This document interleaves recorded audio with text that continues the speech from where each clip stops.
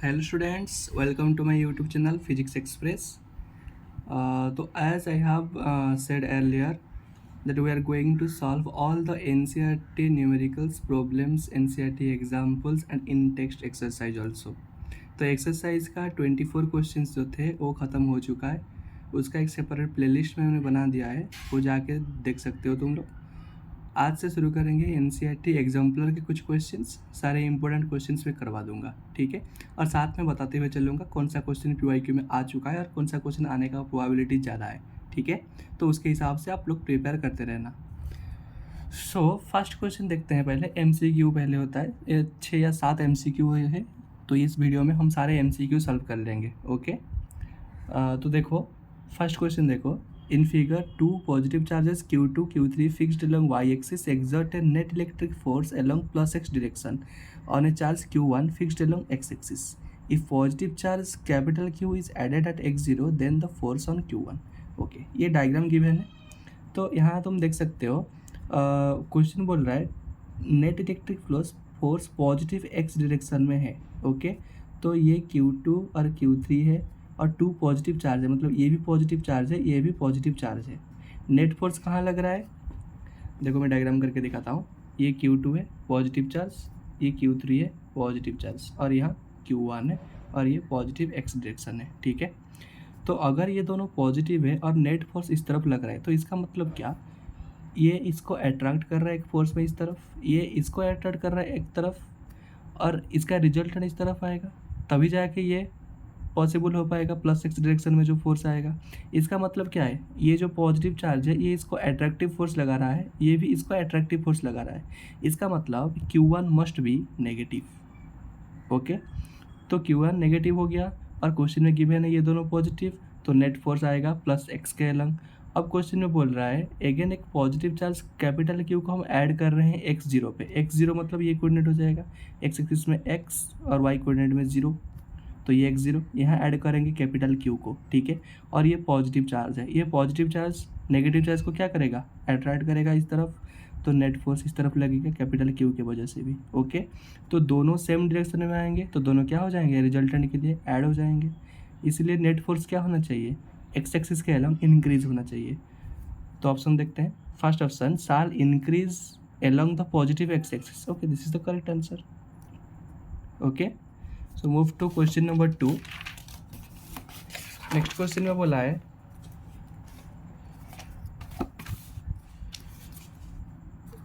a point positive charge is brought near an isolated conducting sphere, the electric field is best given by, okay। एक positive point charge को हम एक isolated conducting sphere के पास ला रहे हैं और हमें बताना है ये 4 ऑप्शन में से कौन सा इलेक्ट्रिक फील्ड लाइंस का डायरेक्शन सही है या फिर कौन सा डायग्राम सही है, ठीक है। तो हम इसको कैसे एक्सप्लेन कर सकते हैं, फील्ड लाइंस का प्रॉपर्टी हम सब पढ़ चुके हैं। तो आइसोलेटेड कंडक्टर मतलब ये कंडक्टर हो गया, कंडक्टर मतलब ये न्यूट्रल होता है, ठीक है। तो यहाँ जितना नंबर ऑफ पॉजिटिव चार्ज है same amount of negative charge also present. अभी अगर मैं एक पॉजिटिव पॉइंट चार्ज को इसके पास लाऊंगा, सपोज ये प्लस Q चार्ज हो गया, तो ये प्लस Q के वजह से इलेक्ट्रोस्टैटिक इंडक्शन शुरू हो जाएगा और इंडक्शन की वजह से सारे कंडक्टर के नेगेटिव चार्ज पॉजिटिव की तरह अट्रैक्ट हो जाएंगे और पॉजिटिव चार्ज रिपेल हो जाएंगे, तो कंडक्टर में चार्ज का एक्यूमुलेशन ऐसे हो जाएगा, ठीक है। अब ये टोटल सिस्टम के लिए अगर मुझे फील्ड लाइन्स ड्रॉ करना है तो मैं कैसे करूँगा, पॉजिटिव चार्ज है इसके लिए तो आउटवर्ड बनेगा, तो ये तो ऐसे आउटवर्ड जाएगा, ठीक है। अब जो इस तरफ आएगा पॉजिटिव से आउटवर्ड और नेगेटिव के लिए इनवर्ड होता है, तो पॉजिटिव से शुरू होकर नेगेटिव में एंटर करेगा। बट ये चीज़ का खास ध्यान रखना है कि यहाँ जो फील्ड लाइन एंटर करेंगे ये भी 90 डिग्री में होना चाहिए, क्योंकि electric field lines are perpendicular to the surface of conductor, okay. तो ये हो जाएगा ऐसे, डायरेक्शन का ध्यान रखना, पॉजिटिव के लिए आउटवर्ड, नेगेटिव के लिए इनवर्ड। अब इस तरफ अंदर के inside the conductor electric field is 0, अगर इलेक्ट्रिक फील्ड 0 है तो इलेक्ट्रिक फील्ड लाइन्स भी एग्जिस्ट नहीं करेगा। और ये बाहर पॉजिटिव चार्ज है तो पॉजिटिव चार्ज के लिए अगेन आउटवर्ड आएगा, ध्यान रखना सरफेस के साथ परपेंडिकुलर होना चाहिए ऐसे, और direction outward due to positive charge, okay. So this will be your correct answer. Let's see in 4 option में से कौन सा ऑप्शन में यह है। देखो ये पॉजिटिव आउटवर्ड, पॉजिटिव से इनवर्ड, पॉजिटिव से आउटवर्ड हो रहा है और नेगेटिव में एंटर कर रहा है, और यहाँ पॉजिटिव इस साइड एक्यूमुलेट है तो इस साइड आउटवर्ड आ रहा है, तो ये सही है। बाकी ऑप्शन भी चेक कर लेते हैं। ये पॉजिटिव चार्ज है, इसमें आउटवर्ड आ रहा है, बट यहाँ देखो इनवर्ड है। यहाँ अगर ये पॉजिटिव है तो यहाँ नेगेटिव होना चाहिए, यहाँ पॉजिटिव होना चाहिए, तो ये पॉजिटिव की वजह से यहाँ आउटवर्ड डायरेक्शन होना चाहिए, बट यहाँ इनवर्ड है तो ये नहीं हो सकता।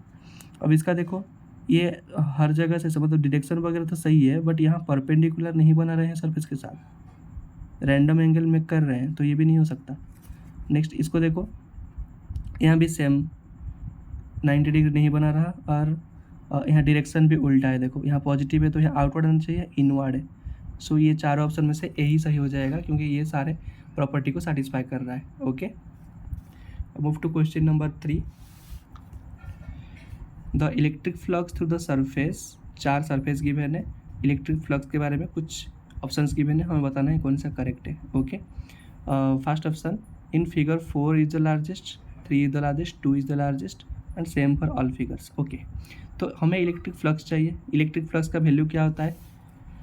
According to Gauss law, phi equal to Q enclosed by epsilon naught होता है।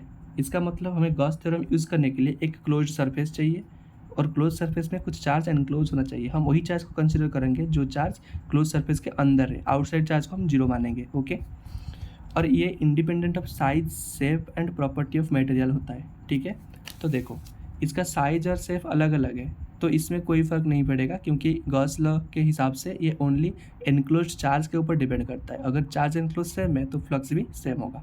अब देखते हैं, ये क्लोज सरफेस के अलॉन्ग चार्ज एनक्लोज क्यू है, प्लस क्यू, इसका भी प्लस क्यू, इसका भी प्लस क्यू और इसका भी प्लस क्यू है। चारों को चारों क्लोज सरफेस है। इसका मतलब क्यू बाय एप्सिलॉन नॉट सबका फ्लक्स होगा, तो क्या होगा आंसर? चारों का फ्लक्स सेम आएगा, मतलब ऑप्शन डी हो जाएगा, is same for all figures. Okay, next number 4 की तरफ बढ़ते हैं। 5 चार्जेस गिवन है और गॉस लॉ यहाँ गिवन है, E dot D S equal to Q by epsilon naught. हमें बताना है कौन सा स्टेटमेंट करेक्ट है। ओके, तो ये डायग्राम में बना लेता हूँ अलग से। ये ऐसा डायग्राम गिवन है, अंदर Q2 एंड Q4 है और बाहर है Q1, Q5 और Q3। Okay, let's see the options. Electric field on the LHS of the above equation, ये हो गया LHS साइड, ये हो गया RHS साइड। ओके, अच्छा हमें एक्चुअली इलेक्ट्रिक फील्ड और इनक्लोज चार्ज की कंट्रीब्यूशन के बारे में पूछ रहा है, कौन सा सही होगा। ठीक है, तो देखते हैं पहले, यहाँ जो भी चार्जेस है, सारे चार्ज इलेक्ट्रिक फील्ड के लिए पार्टिसिपेट करेंगे, क्योंकि पॉइंट चार्ज एग्जिस्ट करता है तो इलेक्ट्रिक फील्ड भी एग्जिस्ट करेगा उसके लिए। ओके, तो इलेक्ट्रिक फील्ड अगर मैं निकालूंगा ये टोटल सिस्टम के लिए, तो टोटल 5 चार्ज है, तो 5 चार्ज के समेसन करेंगे, इलेक्ट्रिक फील्ड अलग अलग निकाल के सुपरपोजिशन प्रिंसिपल यूज करेंगे।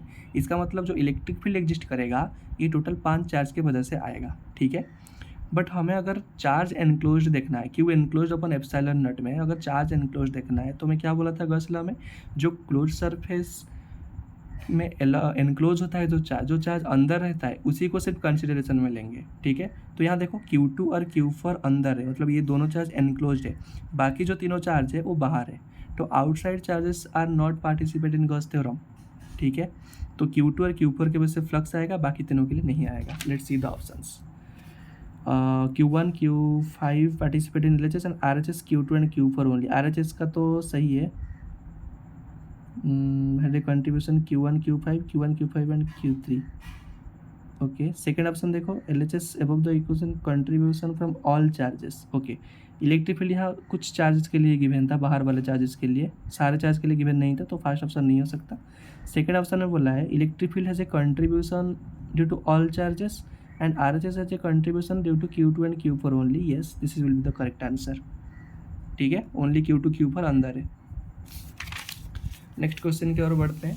Question number 5, figure shows electric field lines in electric dipole placed in as shown in the figure, which of the statement is correct. Okay, तो ये देखो, अगर ध्यान से देखोगे तो ये यूनिफॉर्म फील्ड नहीं है, इसमें जो गैप है, इसका गैप थोड़ा इस साइड कम है और ये साइड गैप थोड़ा ज़्यादा है, तो उसके हिसाब से ये नॉन यूनिफॉर्म फील्ड हो गया। तो नॉन यूनिफॉर्म फील्ड में अगर डाइपोल रखेंगे तो क्या होगा वो हमें पता है, वो ऑलवेज टॉर्क एंड फोर्स दोनों एक्सपीरियंस करेगा, क्योंकि अगर यूनिफॉर्म फील्ड में अगर रखते हैं तो क्या होता है, दोनों की तरफ सेम फोर्स अपोजिट डायरेक्शन में लगता है और फोर्स नेट फोर्स कितना हो जाता है, 0 हो जाता है। बट यहाँ नॉन यूनिफॉर्म फील्ड है, तो नॉन यूनिफॉर्म फील्ड के लिए फोर्स तो आएगा।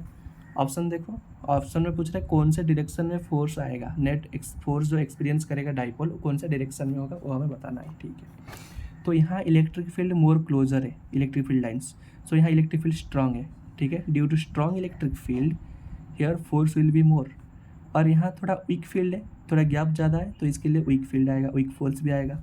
और यहाँ प्लस चार्ज है, प्लस चार्ज के लिए इलेक्ट्रिक फील्ड के एलोंग जाता है प्लस फोर्स, और नेगेटिव चार्ज के लिए इलेक्ट्रिक फील्ड के अपोजिट जाता है। बट इसका मैग्नीट्यूड ज़्यादा है, ये दोनों अपोजिट वेक्टर्स हो गए, तो अपोजिट वेक्टर का रिजल्टेंट कैसे आता है, दोनों को माइनस करना होता है, और नेट डायरेक्शन किस तरफ होता है, जिसका मैग्नीट्यूड ज़्यादा होता है। तो यहाँ नेगेटिव मतलब ये जो फोर्स अपोजिट डायरेक्शन में लग रहा है फील्ड का, उसका मैग्नीट्यूड ज़्यादा है, तो नेट डायरेक्शन किस तरफ आना चाहिए, इस तरफ भी आना चाहिए। ऑप्शन देखते हैं, the dipole will not experience any force, ये कब होता है, ये जब यूनिफॉर्म होगा तभी होगा, ये नहीं होगा। Dipole will experience a force towards right, force इस तरफ फील कर रहा है ना कि इस तरफ, तो ये भी गलत हो जाएगा। Dipole will experience a force towards left, yes this will be your correct answer, ठीक है। Move to next question, question number 6, a point charge plus q is placed at the distance d from a isolated conducting plane, the field at a point p on the other side of the plane is, okay. तो एक point charge plus Q को एक conducting plane के सामने रखेंगे, suppose ये conducting plane हो गया, इसके सामने प्लस क्यू चार्ज हो गया, तो ये कंडक्टिंग प्लेन न्यूट्रल है, तो प्लस चार्ज के लिए यहाँ माइनस चार्ज एक्यूमुलेट हो जाएंगे, और ये माइनस के वजह से यहाँ प्लस चार्ज एक्यूमुलेट हो जाएंगे। हमें बताना है electric field at the point P other side of the plane, ये हो गया सेम साइड, ये हो गया अदर साइड, तो यहाँ पॉइंट P है, तो इसके लिए इलेक्ट्रिसिटी किस तरफ आएगा, ये प्लस चार्ज के लिए ऐसे आउटवर्ड आएगा, फील्ड लाइन्स आउटवर्ड होंगे, और ये सरफेस के साथ क्या होंगे, परपेंडिकुलर होंगे। Let's see the options, directed perpendicular to the plane and away from the plane, देखो परपेंडिकुलर भी है, अवे फ्रॉम द प्लेन भी है, तो ऑप्शन ए सही हो जाएगा, okay. Let's see the next question, question number 7, and ये MCQ का लास्ट क्वेश्चन है, ठीक है। A hemisphere is uniformly charged positively, the electric field at a point on a diameter away from the center is directed, okay.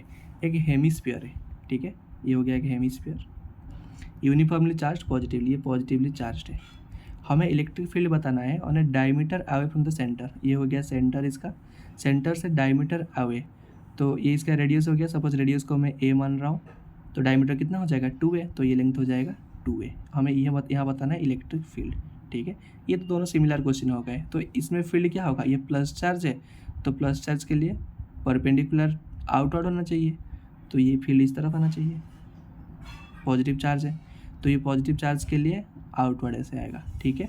अब option देखते हैं, perpendicular to the diameter, okay, ये diameter हो गया total, diameter से perpendicular ही तो आ रहा है, तो ऑप्शन ए सही है। बाकी ऑप्शन चेक कर लेते हैं एक बार, पैरेलल टू द डायमीटर ये तो नहीं होगा, at an angle tilted toward the diameter ये भी नहीं होगा, at an angle tilted away from the diameter ये कोई एंगल में तो नहीं आ रहा है, क्योंकि इलेक्ट्रिक फील्ड लाइन्स हमेशा कंडक्टर के साथ परपेंडिकुलर मतलब 90 डिग्री बनाता है, तो ऑप्शन ए ही सही हो जाएगा, ठीक है। तो ये हो गया सारे MCQ क्वेश्चंस। नेक्स्ट वीडियो में हम सारे MSQ टाइप का क्वेश्चन देखेंगे जिसका मोर देन 1 ऑप्शन करेक्ट है, फिर आगे मैं सॉल्व करता जाऊंगा, सारे क्वेश्चन जितने भी हैं सारे सॉल्व करेंगे, short question type, long question type सारे सॉल्व करेंगे, ओके। तो यही वीडियो को वाइंड अप करते हैं। अगर वीडियो अच्छा लगा तो प्लीज़ चैनल को सब्सक्राइब कर देना, ओके, थैंक यू।